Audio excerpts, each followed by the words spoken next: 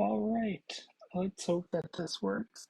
If you saw the last video, we ended with the rainbow wheel of death, and I had to reset Blender, and it's being a pain in the butt. Let's hope it works this time. Because I lost everything, let's be quick and bring in a mesh by Shift A, go to mesh.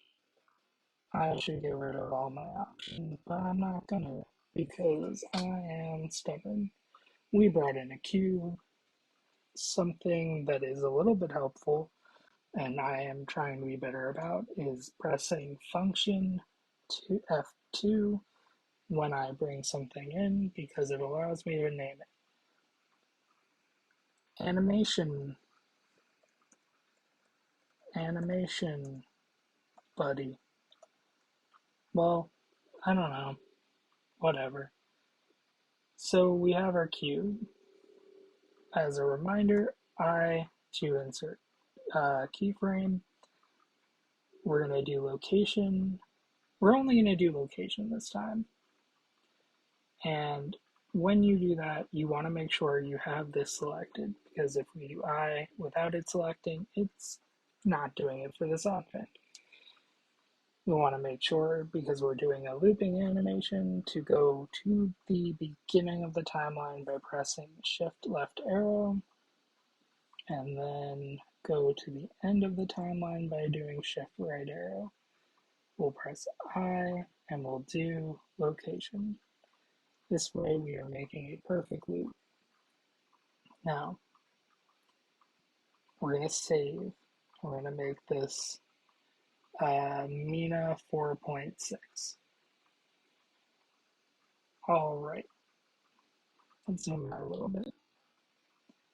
Over here in the middle, we're going to bring this over here, and we'll do I, location.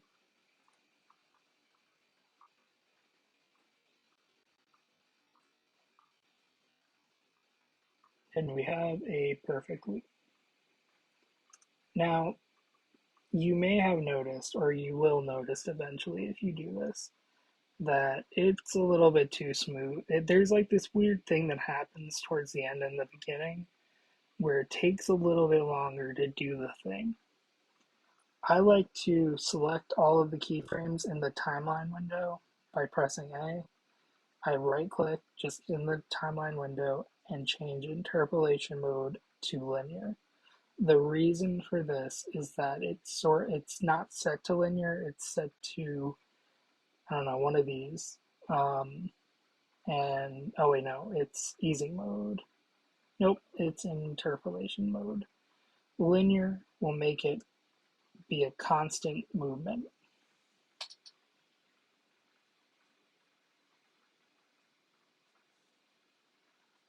Cool.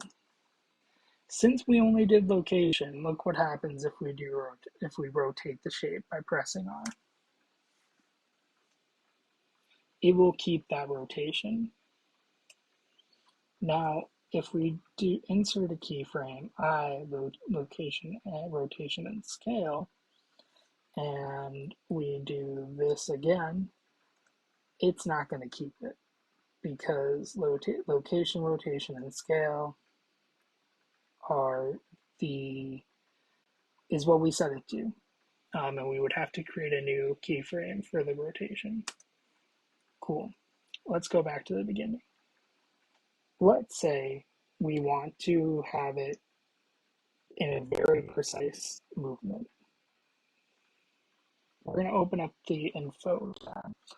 This is very useful, especially for orbiting stuff.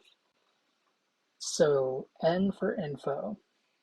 Over here, all of these things have keyframes associated with them, and that's why they're yellow, mustard yellow. Now, this is the rotation area. We could delete this and by pressing backspace while hovering over this area, and it changes it to a darker orange. Watch what happens when I press play. It brings it right back. So let's go back to the first one. Delete these. Awesome. It's back to being the 0 degrees rotated. How do we keep this? We could go over here and do I in location, rotation, and scale. Or even better, we hover over this area and we click the I key. You'll see now it is 0 degrees on all angles. But we didn't change the last one. So when we play it,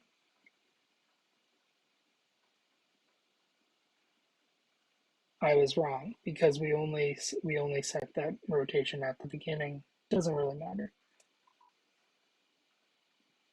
As a good thing to practice, let's get rid of that keyframe. Select this. Go to the end. We don't need to select this because actually we do. Because if we put what is here at the end now, it wouldn't look like this at all. It wouldn't be a complete loop. So we're going to have the first keyframe selected, Shift D, and bring it all the way to the end. Cool. Let's end this one here.